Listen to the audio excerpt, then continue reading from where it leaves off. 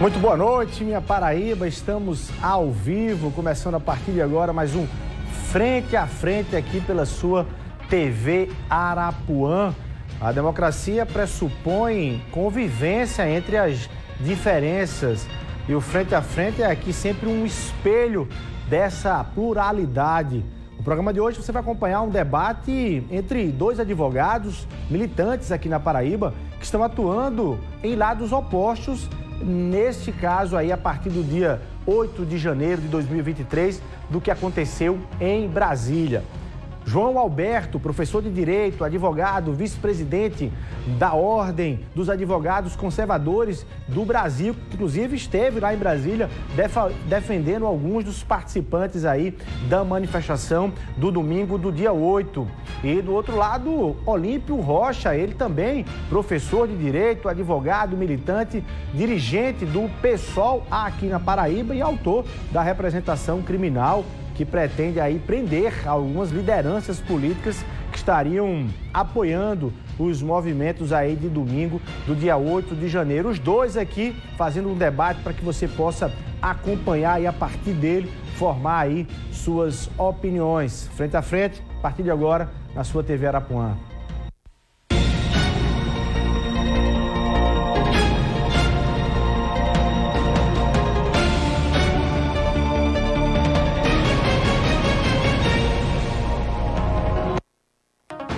Muito boa noite, minha Paraíba. Que bom poder reencontrá-la nessa segunda-feira, dia 16 de janeiro de 2023. Fica aí com a gente, que a gente tem muito debate para fazer hoje aqui no Frente a Frente. Deixa eu cumprimentar, então, os meus convidados, começando aí pelo doutor João Alberto. Muito boa noite, doutor João. Muito obrigado pela sua presença aqui no Frente a Frente. Eu que agradeço o convite e estamos à disposição para um debate sadio e que possa edificar quem está participando e assistindo. Bom demais. Doutor Olímpio Rocha, muito boa noite. Muito obrigado igualmente pela sua presença aqui no Frente a Frente. Boa noite, Luiz. Boa noite, doutor João. Boa noite aos paraibanos e às paraibanas que nos assistem nesse momento. Sempre aberto ao debate, sempre apto para trazer a defesa intransigente da democracia como é necessário.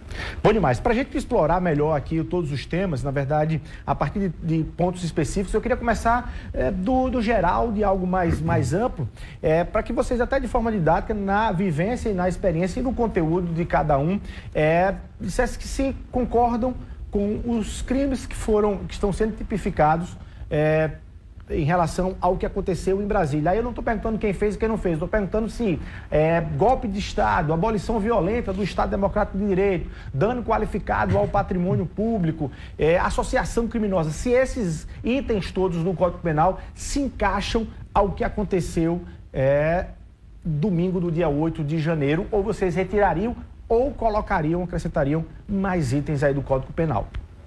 Doutor João. Pois não.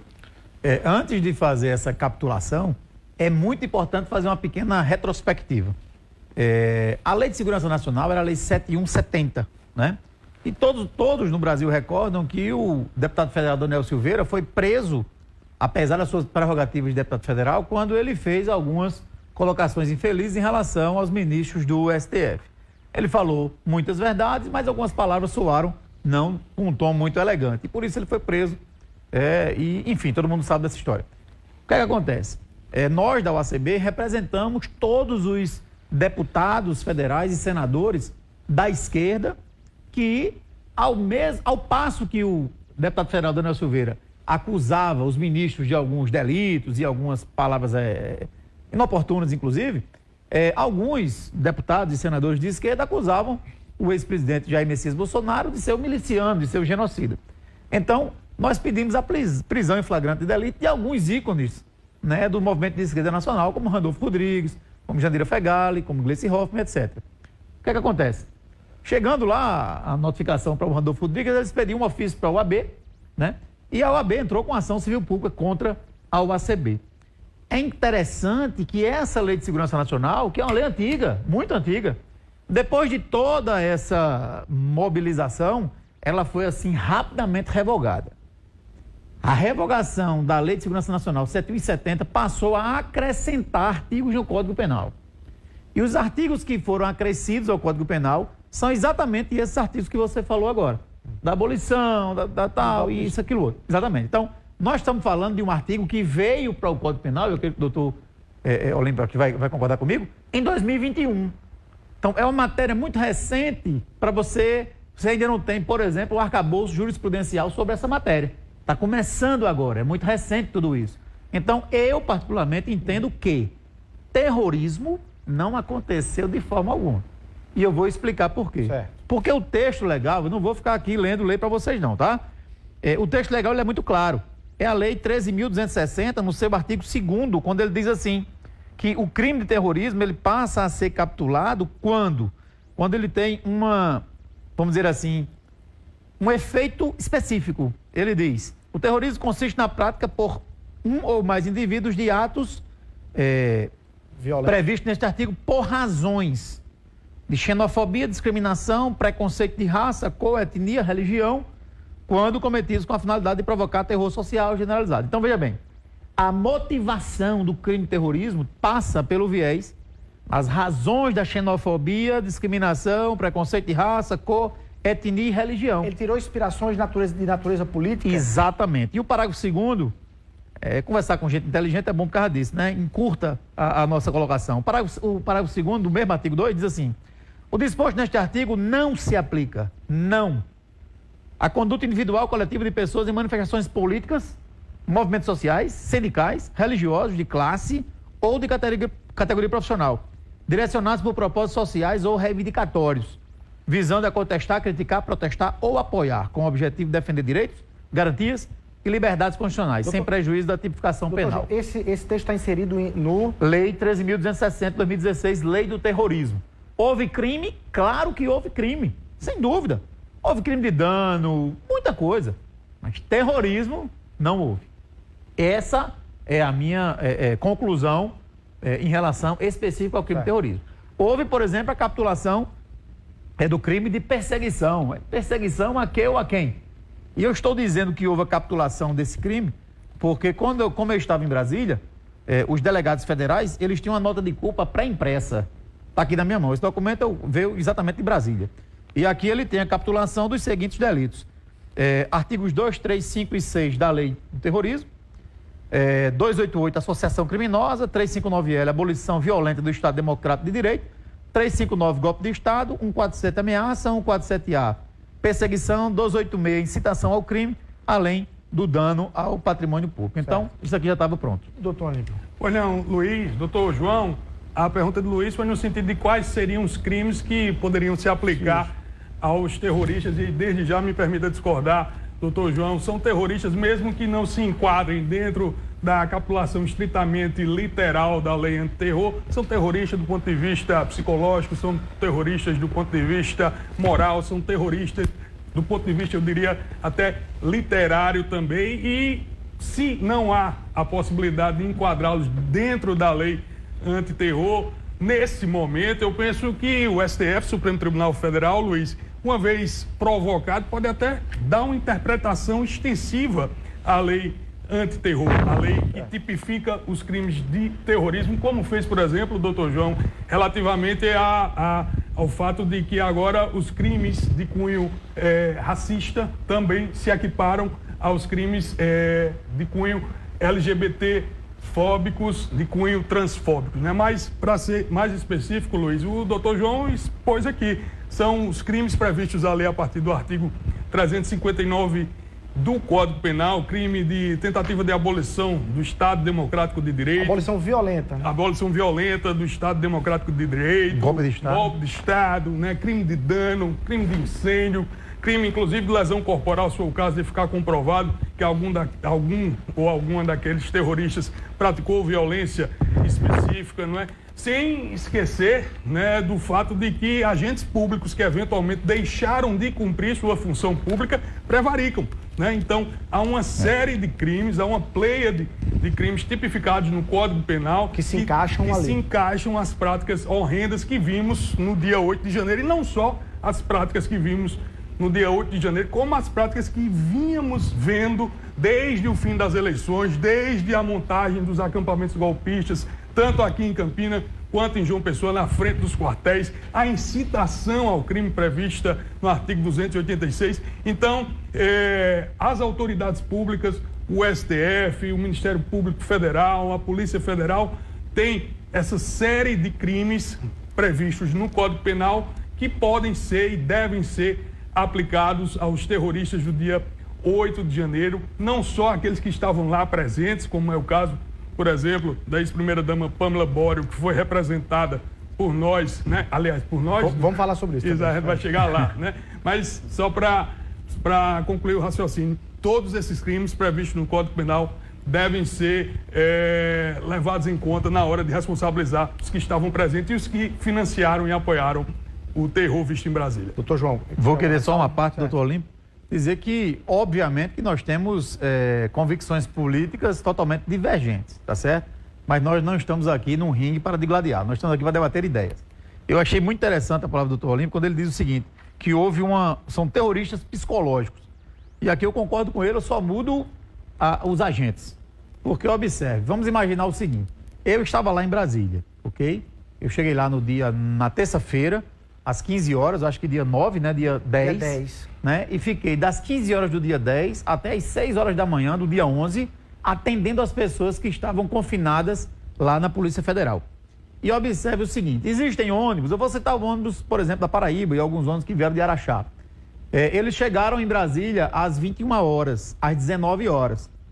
Preste atenção, porque independente da sua paixão política, se você é direita, esquerda, se você é Lula, Bolsonaro, se você não é nada, você é uma pessoa que quer se informar, um crime que foi praticado às 15 horas não pode ter sido praticado por quem chegou em Brasília às 19. Isso é uma questão de lógica e bom senso.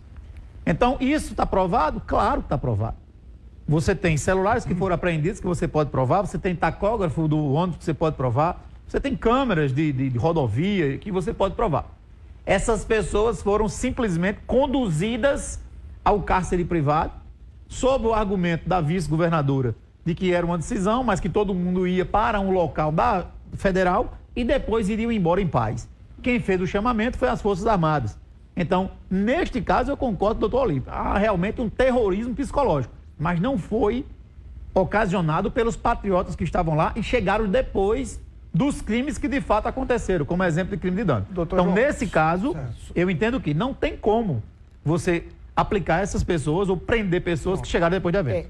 A gente vai chegar na parte da gente separar o joio do trigo, que aí sua experiência lá vai conseguir esclarecer bem isso, mas antes eu estava só querendo clarear do ponto de vista didático, do ponto de vista legal mesmo, e por isso que perguntei sobre se vocês concordam com os crimes que foram tipificados até então para quem eventualmente cometeu, não para quem não cometeu, para quem eventualmente cometeu. E aí eu quero avançar na pergunta para dizer o seguinte, para além das práticas de quem cometeu, a gente depois chega ali para fazer essa separação. Na visão de vocês, também entra no mesmo grau de responsabilidade os tais grupos de responsabilidade? Por exemplo, quem foi e foi ali filmado quebrando, tem o mesmo peso de quem ficou aqui na Paraíba ou em outro estado apenas financiando, ou quem apenas não financiou, não esteve lá quebrando, mas nas redes sociais sempre defendeu isso. Porque aí entra, inclusive, na sua representação também, não há informações de que os deputados... o deputado estivessem lá presencialmente, estavam lá presencialmente. Sim, claro. Eu quero que vocês analisem do ponto de vista jurídico e legal a questão das responsabilidades de cada ator e cada personagem.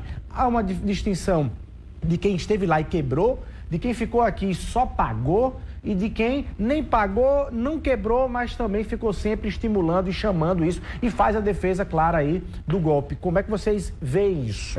Ô, Luiz, doutor João, claro.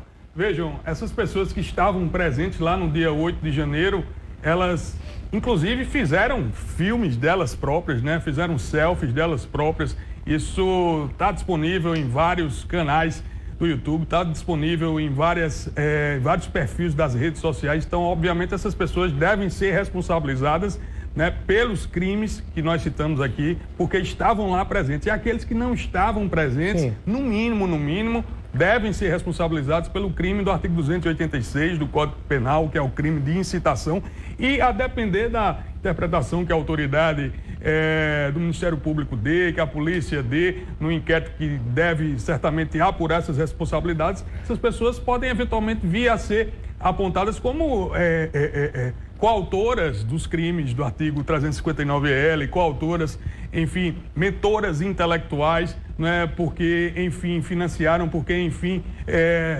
criaram todas as condições materiais para que aquelas pessoas pudessem estar lá em Brasília praticando o terror que praticaram. Foi nesse sentido que você representou, porque me parece que dos 5 nomes que você representou criminalmente junto ao STF, me corrija se eu estiver errado, o deputado Valber Virgulino, o deputado Cabo Gilberto, a vereadora Elisa Virgínia, Pamela Bório, e também e o comunicador Nilvan Ferreira.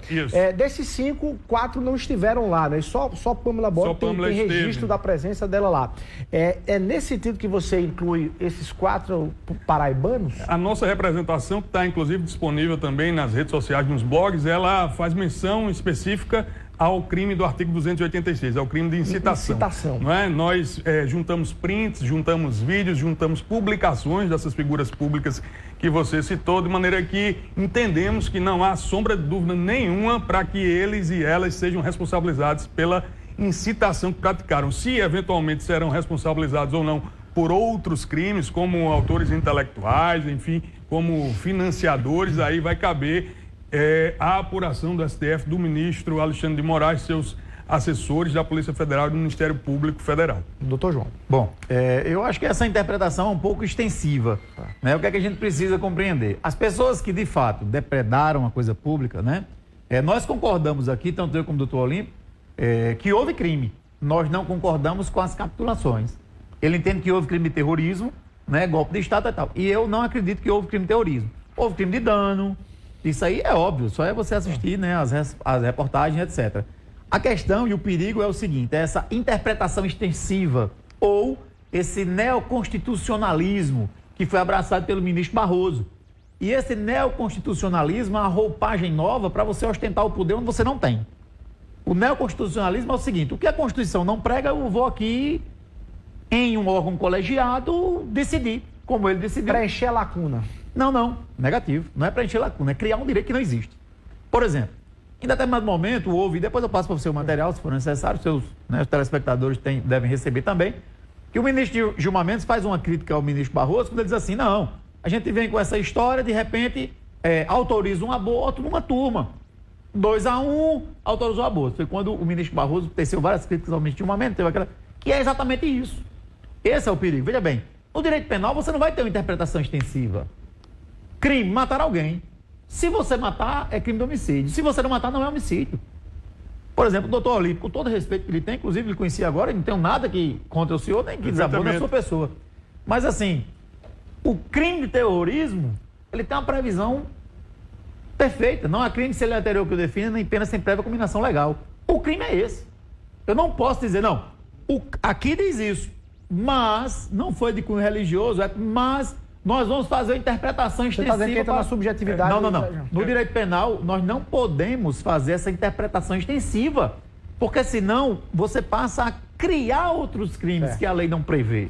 Esse é o entendimento. E quanto aos grupos de responsabilidade? Aí, veja só, o grupo de responsabilidade. Se porventura, e aí eu vou concordar com ele, se de repente, aquele rapaz, por exemplo, está com a camisa preta, com o nome de Bolsonaro, se alguém financiou, o rapaz que quebrou o relógio, isso. O relógio. Se alguém pagou a ida dele e existe uma prova de que a pessoa já sabia que ele ia fazer aquilo, coautoria, partícipe, está previsão no Código Penal.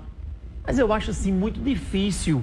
De repente você, por exemplo, tem muita gente que pagou rifa para as pessoas irem. Não sei lá para quem eu paguei a rifa, por exemplo. Não foi o caso aqui da Paraíba, mas de outros estados.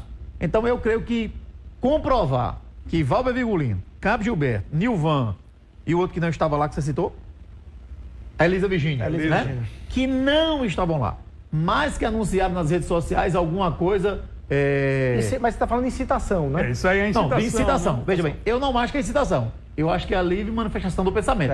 Nenhum que eu tenha acompanhado disse assim, vá lá e quebre, vá lá e desmorone. E você, de forma interessante, já está até destacando e antecipando uma defesa de possíveis financiadores, porque o cidadão pode dizer o seguinte, olha, eu de fato paguei para alguém ir, mas eu não paguei com a intenção de que ela fizesse isso. Não tem dolo. E o grande risco disso é você dizer, Valber Virgulino, abolição do Estado Democrático, golpista e tal. Mas existe um crime no artigo 339 do Código Penal que ele diz assim, da causa à instauração de inquérito policial, procedimento investigatório criminal, de processo judicial, de processo administrativo disciplinar, de inquérito civil ou ação de improbidade administrativa contra alguém imputando-lhe crime, infração ou ato improbo que sabe ser inocente. Se eu não tenho prova de que aquela pessoa que quebrou aquilo, você pagou a passagem dela sabendo que ela ia quebrar, o risco é você incorrer numa denunciação caluniosa. Veja, em tese, isso é um direito de entendimento. Agora é preciso lembrar, doutor João, o seguinte, o direito constitucional, ele dá essa possibilidade, sim, da interpretação extensiva. A Constituição, ela é um organismo vivo, né? O entendimento jurídico que nós tínhamos em 88, ou seja, quando a Constituição foi promulgada, ele tem certos pontos em que difere do entendimento que temos hoje, não é? Então, a Constituição entendida como esse organismo vivo, entendida como a Constituição que, por exemplo, literalmente, em tese, não permite o casamento homoafetivo e por conta de uma interpretação sociológica, por conta de uma interpretação coadunada com os valores do tempo que mudou, agora permite, também pode ser interpretada de maneira tal a fazer com que o terrorismo seja também um dos crimes que vai ser imputado a esses que estiveram presentes em Brasília. Agora, independente de ser terrorismo ou não, o fato é que há artigos diversos que podem ser escolhidos pelos policiais, pelos procuradores do Ministério Público Federal, pelos promotores do Ministério Público Estadual, para responsabilizar essas pessoas, para que não haja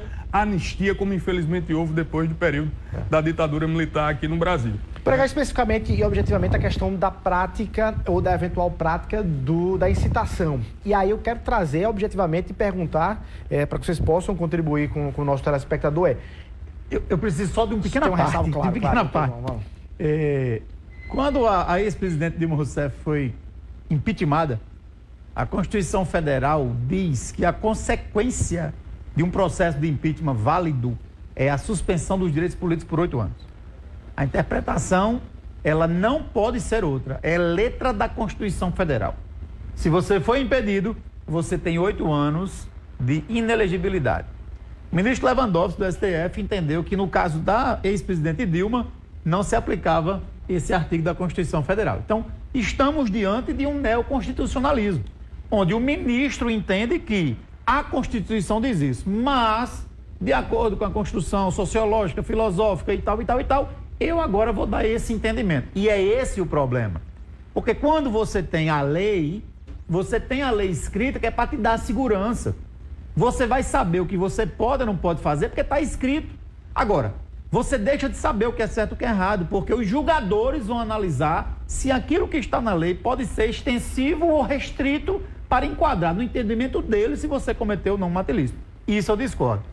E outra, quando eu falei da não interpretação extensiva, foi da lei penal e não da Constituição, embora você também não o faça. Esse é o entendimento em relação ao voto, inclusive, do ministro Lewandowski, quando o impedimento da presidente Dilma. Tá. Eu ia lhes perguntar objetivamente, sobre a Jair Messias Bolsonaro, o ex-presidente Jair Messias Bolsonaro, se ele se enquadraria em algumas dessas práticas, sobretudo na prática da incitação. E aí vou além, se aquilo que foi encontrado na casa do ex-ministro da Justiça, Anderson Torres, o tal minuta do documento de decretação de estado de defesa no Tribunal Superior Eleitoral em questionamento ao resultado das eleições, se aquilo dali é prova material, batom na cueca, para quem está nos acompanhando e poder entender, é batom na cueca para o ex-presidente Jair Bolsonaro. Ou seja, onde é que vocês enquadrariam Bolsonaro nessa história toda?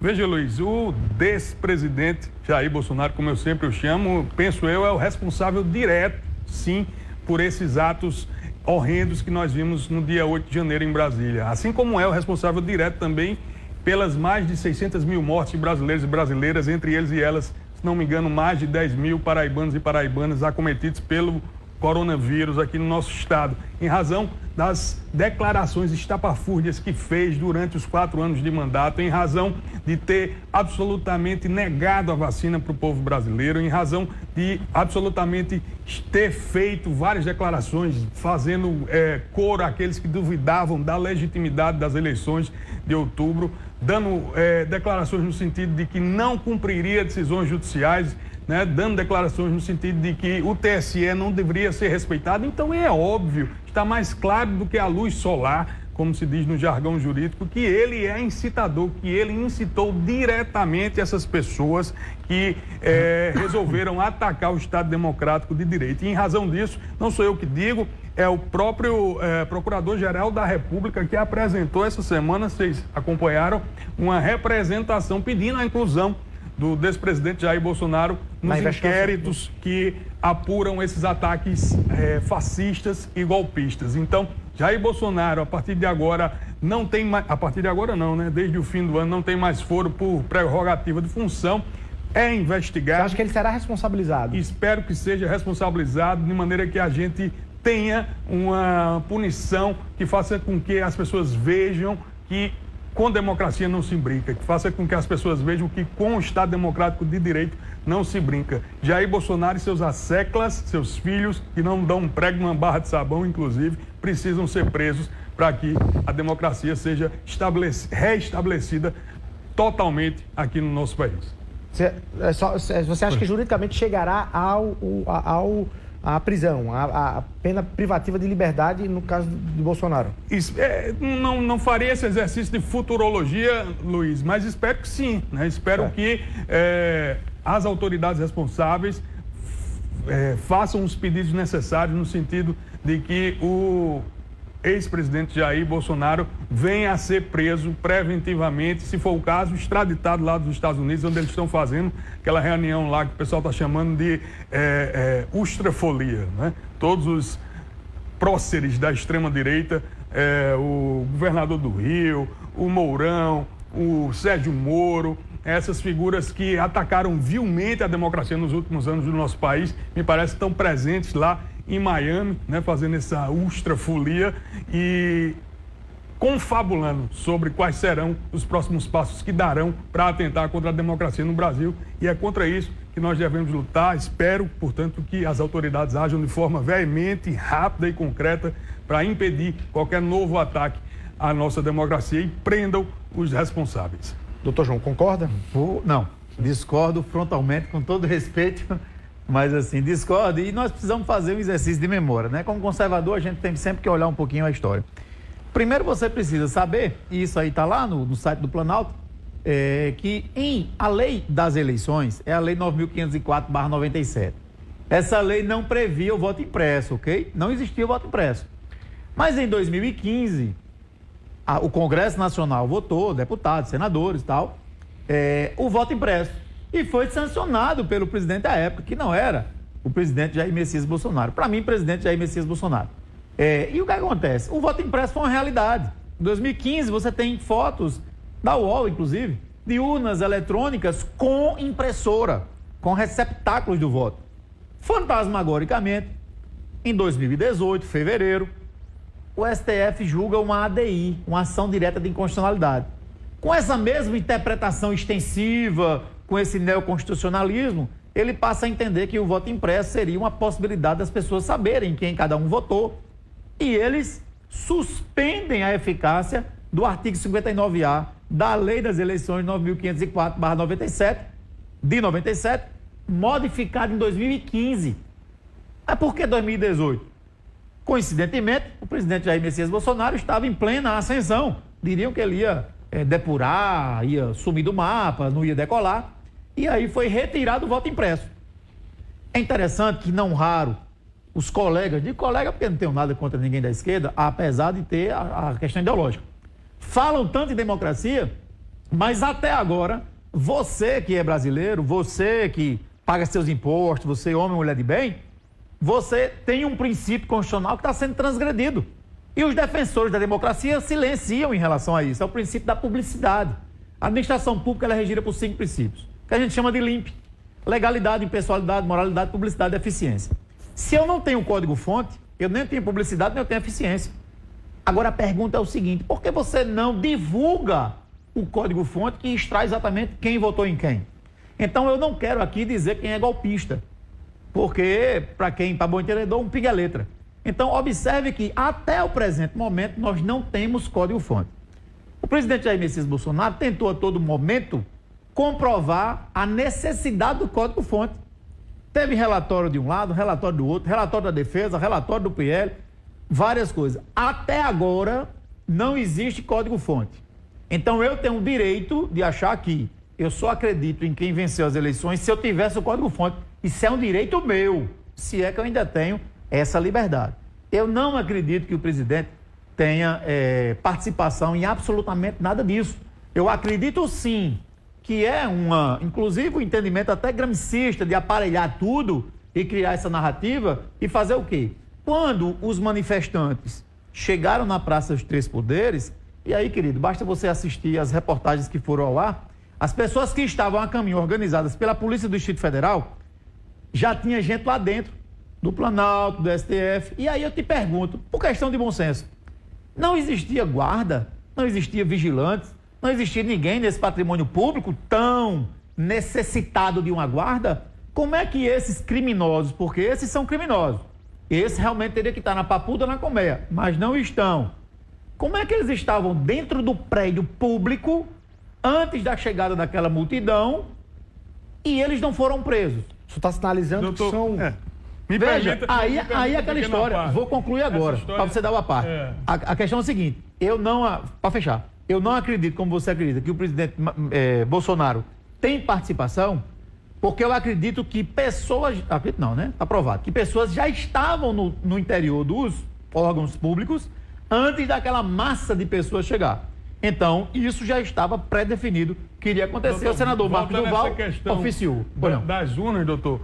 Veja, as urnas, elas emitem o boletim de urna, né? Eu fui presidente de sessão vários anos na minha vida, antes de entrar especificamente para a política partidária, e sempre houve, e ainda há, os jornalistas, Luiz Torres sabe bem como âncora de jornal, pegam lá o boletim de urna e diz sessão tal, na escola tal, Bolsonaro teve tantos votos, Lula teve tantos votos. Então, essa história de código-fonte parece história da carochinha, ninguém entende o que é isso, sabe? Então, é necessário dizer, voltando ao tema central aqui da conversa, que Bolsonaro, ele sim incitou ao longo dos 4 anos ataques diuturnos à democracia, né? Ele dizia com todas as letras, basta procurar aí no YouTube, basta procurar nas redes sociais, basta procurar em qualquer site da internet, ele dizia que não aceitaria ser derrotado nas urnas, ele dizia que não aceitaria qualquer tipo de revés que viesse a sofrer nas urnas, ele dizia que não aceitaria perder para a esquerda. Então isso obviamente que vai criando na mente do eleitor mais fiel bolsonarista o sentimento de insatisfação, o sentimento de revolta que levou a esses atos horrendos do último dia 8 de janeiro. Sentimento de justiça, inclusive, de fazer justiça, claro, como contragolpe. Então, se ele não incitou essas pessoas, sinceramente, ninguém incitou. Ele dizia todos os dias, todas as semanas, nas tais lives que ele tinha, semanais, essas asneiras, sabe? Então é por isso que ele deve ser, sim, responsabilizado também como um dos artífices desse ataque terrorista à democracia que aconteceu em Brasília, sabe? Então, só para concluir o raciocínio, doutor, dizer que não só Bolsonaro, como todos os outros servidores públicos que eventualmente prevaricaram, que eventualmente deixaram de cumprir o seu dever funcional, precisam também ser responsabilizados, inclusive se houver militares. A gente conhece Brasília, sabe que é um plano, né? Sabe que aquela cidade ela foi planejada, Luiz, na segunda metade do século passado, certamente também de maneira a evitar que eclodissem movimentos sociais, como por exemplo Paris, essas cidades europeias antigas, né, elas têm seus guetos, né, muito mais difíceis, né, muito mais de acesso, né? Então Brasília não, ela é plana. Então só dá para chegar à conclusão que houve sim algum tipo de sabotagem interna, seja ela da cúpula militar, seja ela do GSI, seja ela de onde for, de maneira tal que é preciso sim investigar a fundo. O ministro Flávio Dino já está fazendo isso muito bem. O interventor federal, o Ricardo, lá no Distrito Federal, tem também feito isso, de maneira a saber quem são os responsáveis que eventualmente prevaricaram, quem são aqueles que sabotaram a segurança do Palácio do Planalto. Não é crível pensar que não houve esse tipo de sabotagem, porque, enfim, como o próprio presidente Lula disse, as portas sequer estavam arrebentadas, né? Então tudo leva a crer que houve essa sabotagem e é preciso saber quem sabotou, de modo que essas pessoas sejam responsabilizadas. Bom, doutor Olímpio, ele se reporta ao código-fonte como sendo um conto da carochinha. E se reporta isso como boletim de urna eletrônica, tal e tal. Eu não acho que é conto da carochinha. Ele fez menção aos boletins das urnas eletrônicas, que obviamente tem programas, tem algoritmos. O código-fonte, eu, por exemplo, que fiz um curso aqui de programação há muito tempo no Senac em linguagem Clipper, que nem existe mais praticamente, sei que o código-fonte é exatamente o código-fonte. É o que há de mais importante. Agora vamos lá. Se o código-fonte é conto da carochinha, por que você não publiciza o código-fonte? É exatamente a narrativa. Veja, a verdade está no código-fonte. Mas nós temos que dizer ao público que é conto da carochinha para ninguém ter acesso, porque é simplesmente um conto de fadas. Mas não é. E se é, publicize o código-fonte. E não as urnas que você tem, urnas de determinada data, urnas de datas anteriores, etc. E outra. E aí nós concordamos. Se algum servidor público não defendeu o patrimônio que estava lá para defender, ele cometeu prevaricação. E ele tem que responder por isso. Se ele é militar ou não quero saber se ele é militar. Isso é irrelevante em relação a isso. Se ele é funcionário público e prevaricou, ele tem que ser julgado, processado e etc. Inclusive, essa mesma veemência, já que falou do Covid, em relação à apuração desses fatos, nós precisamos também, em relação ao Covid, em respeito às pessoas que vieram a óbito, apurar a responsabilidade de governadores, como Flávio Dino, no estado do Maranhão, como João Azevedo, no estado da Paraíba, em relação à questão dos respiradores. Veja, isso também acabou atrapalhando, porque nós temos o consórcio do Nordeste, que atrapalhou essa didática da condução em relação ao Covid. Então, eu acho que o Covid não é assunto desse programa, mas como foi chamado, eu acho que nós temos que apurar exatamente tudo, inclusive a responsabilidade desse, que compraram respiradores onde se vende vinho. Isso é muito perigoso. Só para fazer um registro, daqui a pouco a gente coloca aqui as informações. O governador João Azevedo, agora, no começo da noite, anunciou novos nomes aí do secretariado do Estado. Na verdade, a maioria deles, nomes confirmados nas pastas que já exercem hoje. A gente vai rapidinho para o intervalo comercial. No próximo bloco eu vou querer saber dos senhores se vocês consideram que o afastamento do governador Ibanez Rocha foi arbitrário ou não, se a prisão do ex-ministro da Justiça, Anderson Torres, foi arbitrária ou não, e, basicamente, se vocês consideram o ministro Alexandre de Moraes um herói ou um vilão da democracia aqui no Brasil. Vamos rapidinho para o intervalo comercial, um minutinho a gente volta aqui no Frente a Frente.